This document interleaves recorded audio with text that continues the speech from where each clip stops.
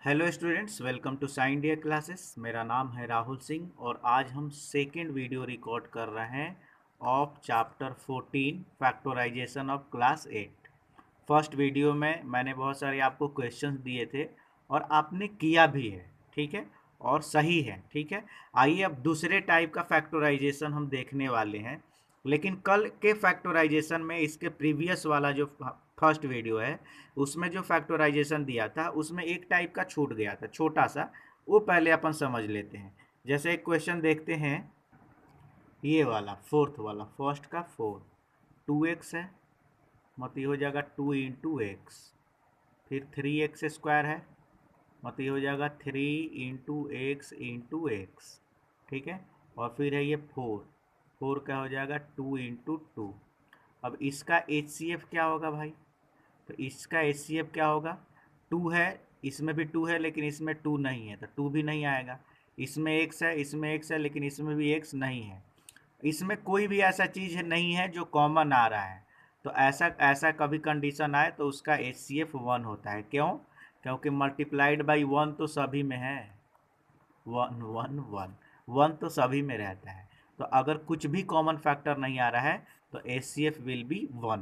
ऐसे करना है, बाकी आपने सब कर लिया था, ठीक है। अब आइए ये दूसरे टाइप का फैक्टराइजेशन देखने वाले हैं, दो वाला कैसे बनेगा, ठीक है। आइए, अब ये क्वेश्चन है कि कह रहा है कि फैक्टराइज 4x² - 12x, इसको फैक्टराइज करना है। ये क्या है?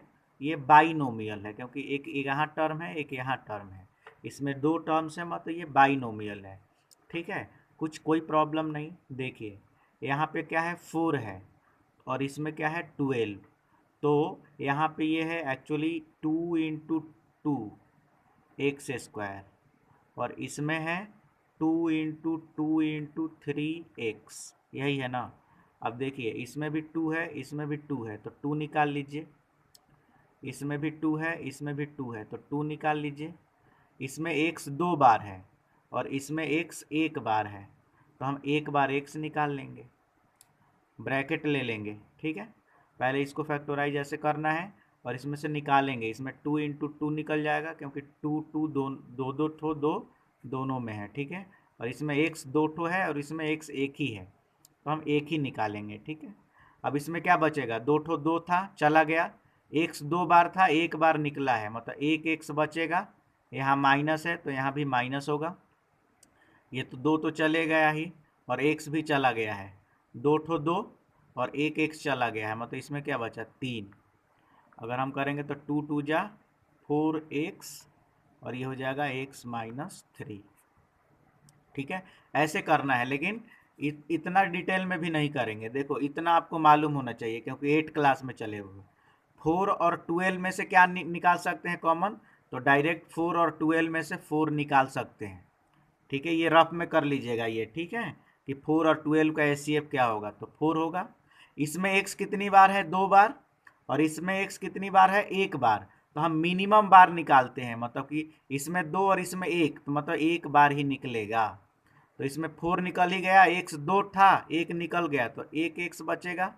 और इसमें क्या था 12, 12 में से 4 गया, मतलब 4 × 3, 3 बचा, और x था तो x तो निकल ही गया, मतलब ये इतना करने की ज़रूरत आपको, ये दो स्टेप नहीं है, डायरेक्ट ऐसा लिखना है, ठीक है। और भी क्वेश्चन देखिए, उससे आपका थोड़ा सा क्वेश्चन क्लियर होगा। जैसे मैंने कहा कि 10x² y z³ minus 15xy² z² निकालिए, इसका HCF निकालिए। तो हम सबसे पहले क्या देखेंगे कि 10 और 15 में क्या HCF है। तो 5 2 जा 10, अब 5 3 जा 15, दोनों में 5 कॉमन है तो 5 निकाल लेंगे। 5 x कितनी बार है, 2, और यहाँ पे 1, तो कितनी बार x निकलेगा, मिनिमम वाला निकलता है, मतलब 1 बार निकलेगा। y कितना है, 1, यहाँ पे y 2, तो कितनी बार निकलेगा y, 1 बार, क्योंकि y मिनिमम वाला निकलेगा। जेड कितना है, 3, और यहाँ जेड कितना है, 2, तो कितनी बार निकलेगा भाई, तो दोनों में कम क्या है, तो 2, तो 2 बार जेड निकलेगा। अब हम कर लेंगे यहाँ पे अपने मन से ब्रैकेट। इसमें क्या बचा, तो 5 गया, मतलब 5 2 जा 10, 2 बचेगा। ये मत कहिएगा कि 10 में से 5 गया 5, माइनस नहीं कर रहे हैं भाई, फैक्टराइज कर रहे हैं। और 10 कैसा है, तो 10 इक्वल्स टू 5 इंटू 2, 5 चला गया तो 2 बचा, इसलिए हम 2 लिख रहे हैं, ध्यान दीजिएगा ऐसा। ये मत बोलिएगा कि 10 में से 5 गया 5, माइनस नहीं कर रहे हैं। एक्स 2 था, 1 गया, मतलब 1 एक्स बचेगा। वाई 1 था, 1 गया, खत्म। जेड 3 था, 2 गया, मतलब 1 जेड बचेगा, माइनस है तो माइनस। अब यहाँ 15 है, 5 चला गया, 5 3 जा 15, 3 बचेगा। एक्स 1 था, निकल गया है। वाई 2 था, लेकिन 1 निकला है, मतलब 1 वाई बचेगा। और जेड 2 थे और 2 निकल गए हैं, मतलब जेड तो नहीं बचने वाले हैं। मतलब ये हो जाएगा 5xy(z²) और इधर क्या बनेगा, ठीक है, यही आंसर हो जाएगा, यही आंसर हो गया, ये करने की ज़रूरत ही नहीं है। ठीक है, सिंपल सी बात, यही आंसर हो गया। ऐसे आपको फैक्टराइज करना है। एक दो और देखिए। अब मान लीजिए कि इसको फैक्टराइज करना है, ठीक है, इसमें ट्राइनोमियल है, इसमें 3 टर्म है, 1 2 3, कितने टर्म्स हैं, 3 टर्म्स हैं, तीनों को करना है, कोई बात नहीं। 10 15 और 5, तीनों में से क्या फैक्टर होगा भाई, तो मेरे हिसाब से 5 जाएगा, क्योंकि 5 2 जा 10, 5 3 जा 15 और 5 निकलेगा। एक्स कितने हैं, 2, यहाँ 1 और यहाँ पे 2, मतलब यहाँ पे 1 निकलेगा, क्योंकि मिनिमम 1 है। ठीक है, वाई कितना है, 2 1, यहाँ पे वाई 2 और यहाँ पे वाई 2, तो भाई 1 ही निकलेगा। इसमें क्या बचेगा, पहले वाले टर्म में तो 5 चला गया तो 2 बचेगा। एक्स 2 था, 1 गया तो 1 एक्स, वाई चला ही गया, माइनस यहाँ पे 5 3 बचेगा, क्योंकि 5 3 जा होगा, 5 गया तो 3 बचेगा। 1 एक्स था वो चला गया है, 2 वाई थे लेकिन 1 वाई गया है, मतलब 1 वाई बचेगा। यहाँ प्लस है तो प्लस ही रहेगा, 5 था चला गया, एक्स 2 था और 1 ही गया है, मतलब 1 एक्स बचेगा। वाई भी 2 थे और 1 वाई गया है, मतलब 1 वाई बचेगा। ये हमारा हो गया आंसर।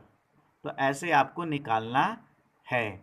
ठीक है, और एक और एग्जाम्पल देख लीजिए, जैसे मैंने आपको कहा, ठीक है, मैंने कहा कि 7x² plus 14xy² minus 21y, इसका एचसीएफ निकालो। तो 7 14 और 21, पहले नंबर वाले का देखेंगे, तो 7 14 और 21, तो भाई सब में से 7 ही निकलेगा। ठीक है, ये रफ में करके देख लीजिएगा कि 7 14 और 21 का क्या एचसीएफ हो रहा है, वो निकाल लीजिएगा। इसमें x 2 बार है, इसमें x 1 बार है और इसमें x है ही नहीं। अब है ही नहीं तो नहीं निकालेंगे, x तीनों में होना चाहिए, निकलेगा तो तीनों में होना चाहिए, और तीनों में जो मिनिमम मिनिमम रहेगा, कम रहेगा, वही निकलेगा। तो भाई इसमें x है ही नहीं तो किसी से x नहीं निकलेगा। y 2 बार है, इसमें y 2 बार है, इसमें y 1 बार है, 1 बार y निकलेगा, ब्रैकेट ओपन हुआ, 7 चला गया, x² तो बचेगा ही, क्योंकि x² निकला ही नहीं। y 2 थे, 1 निकला है, मतलब 1 बच जाएगा, प्लस 7 दूनी 14, 2 बचेगा, x है ही, y 1 और बच जाएगा, और इसमें क्या बचेगा, 3, y चला गया है, ये हो जाएगा आंसर। तो ऐसे आपको लिखना है, बहुत ही इजी है। ठीक है, और इसी पे बेस्ड पे ये सारे सेट 13B है। ठीक है, इसको कोशिश करिएगा, ये सब बनेगा। देखिए ये 21 नहीं है, ये एल है, ये सारे क्या हैं, एल है, एल एम एन है, तो इसमें कंफ्यूज मत होइएगा। ठीक है, इस सेट में आपको कंफ्यूज होने की ज़रूरत नहीं है, क्योंकि आप देख लीजिए अच्छे से। ठीक है, और ये सारी समझ लीजिएगा। ठीक है, ये B² है, ठीक है, B2 नहीं है, B² है। बाकी सारे इजी हैं, आप ट्राई करिए। ठीक है, और ये जब बन जाएगा आपको, तो ये जब बन जाएगा तो आप जो है ना ये वाला ट्राई करिएगा, ये सेकंड के 10 क्वेश्चन। मुझे पूरी यकीन है कि आप कर सकते हो, 100% बनेगा, आई एम श्योर। नहीं बनेगा, मैं हूँ। इस नंबर पे आपको व्हाट्सएप करना है, 8269630257 पे। I will provide you the solution. Thank you so much. Have a nice day. God bless you.